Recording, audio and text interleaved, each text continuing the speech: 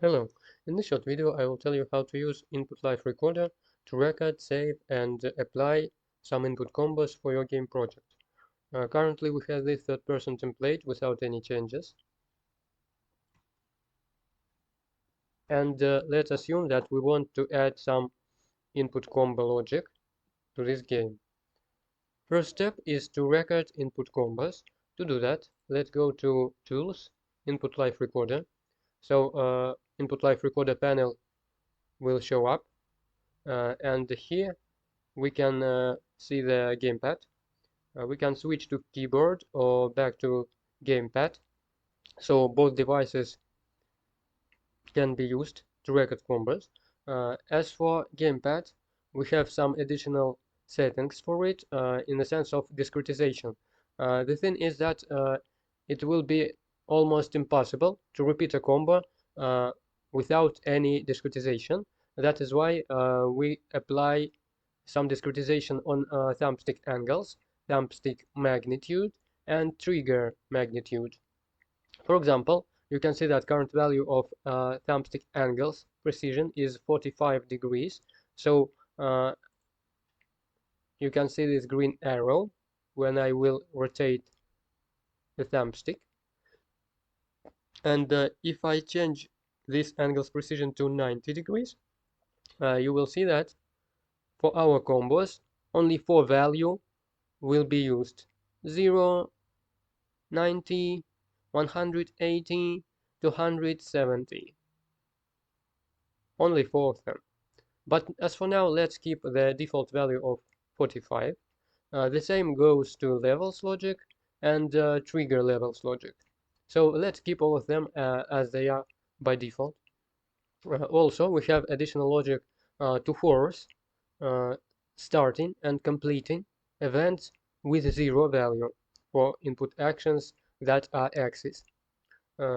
It's simply to fix the cases when, for example, sometimes we are starting from 1 value and sometimes we are starting from 0. Also, for gamepad, we can enable and disable some inputs, but as for now, let's keep all of them active. And lastly, we have some time configuration. Reset time is the time that we are allowed to continue the combo.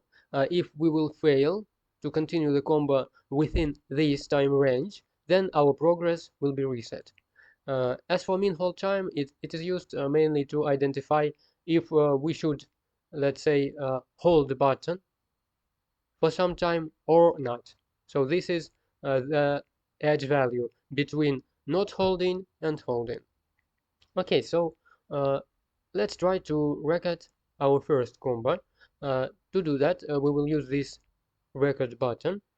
Let's try something simple, like XXX, for example. I start recording, just do the combo and then stop record. Okay, as you can see, when I finished recording, this new track appeared in track list. What we have there, track number, track name, that is editable. Let's name it accordingly, XXX. Also, we have the precise match checkbox. Precise match simply means that if we will try to continue the combo with invalid key, we will lose our progress for that combo. Fine, let's try to repeat our combo to check the progress bar and also see what happens. As you can see, I try to repeat the combo, and every time when I execute the combo and complete it, this matches indicator will be increased. Seems like logic is working as intended. Good. Now let's try to record the second one. Let it be something connected with D-pad. Okay.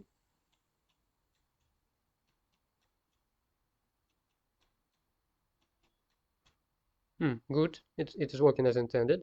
And let's name it accordingly.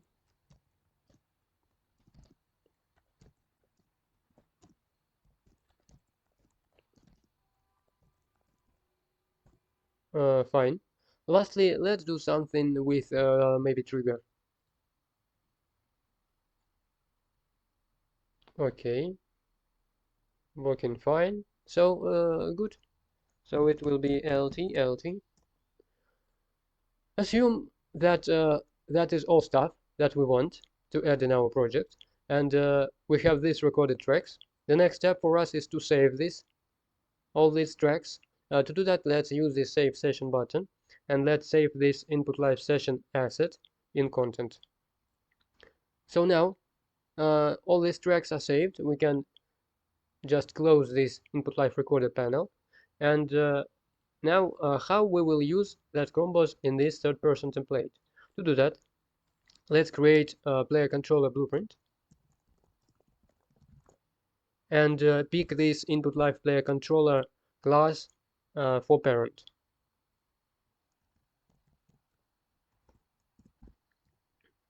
Let's open it and go to event graph. As you can see, we have the input live component added from parent, and to construct some logic on the basis of combos, we will need to bind to some event of this component.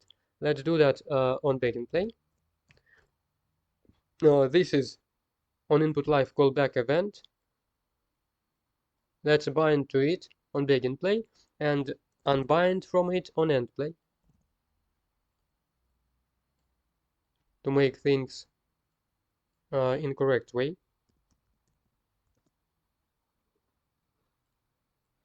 Okay, now let's add some callback. Let it be some custom event.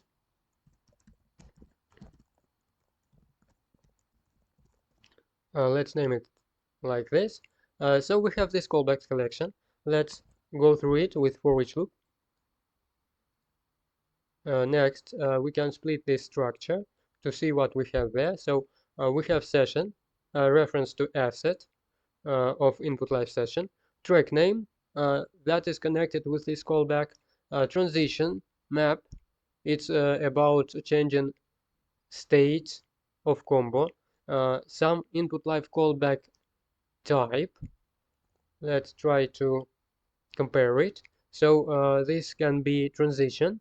If this simply changing of state, it can be complete if the combo is complete. It can be timeout if we fail to continue the combo within reset time interval, and it can be a typo if the precise match checkbox is true. So this is the mismatched input. Okay, so let's select complete and add branch.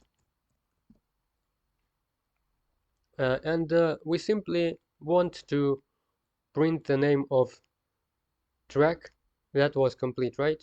So let's use print string. And as for string value, let's simply connect it with track name.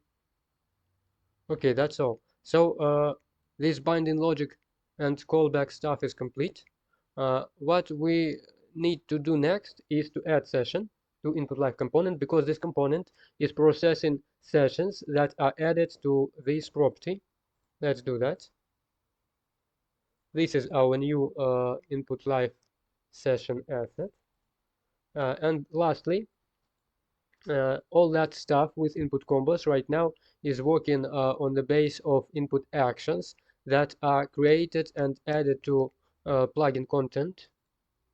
You can check it here. So mainly it's this and this. This is input actions for Gamepad, and this is input action for keyboard. And to make things really simple, the only thing we need to do is to select our actor, and from our parent we have this input map in context property. Let's simply add this input map in context gamepad, and now all that stuff is binded in the way that we need exactly. So now almost everything is done. We have our player controller blueprint. Let's use it inside of our game mode, this one. And so we are done. We can test all things inside our game. Let's try it. Okay, so this is first combo. As you can see, it is appearing, and so logic is working as intended. Let's use the the second one. So D-pad is working good. If I try to continue it with incorrect key, it will not succeed because of precise match checkbox. And lastly, let's check the third one. LT, LT, LT, LT, LT, LT. So it's good. It's fine. All working rather fine. And mainly that's all for this video. Thanks for watching. Have a nice day. Bye.